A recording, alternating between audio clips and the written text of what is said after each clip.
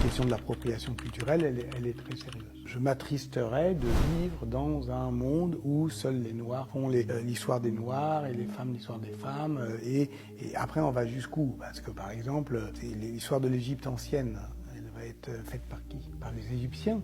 Mais qu'est-ce qu'ils ont de commun avec l'Égypte pharaonique? Mais c'est des questions qui sont très sérieuses. Moi, par exemple, cette année, aujourd'hui, j'ai commencé un cours au Collège de France qui s'appelle « Le sexe du pouvoir ». Et donc, je lis des pensées, au fond, sur des épistémologies féministes. J'ai beaucoup hésité. Une des chances, je trouve, de ma génération, c'est d'avoir été, de vivre ce mouvement-là. Depuis MeToo, pourtant, en France, on ne peut pas dire qu'on était les champions du monde, mais il y a quand même énormément de travail à faire pour comprendre que, effectivement, la question de l'émancipation, des droits humains et effectivement la lutte des femmes libère tout le monde, les femmes et les hommes. Moi, je pense sincèrement. Est-ce qu'un mec peut être féministe ou est-ce qu'il doit se contenter d'être un allié du féminisme?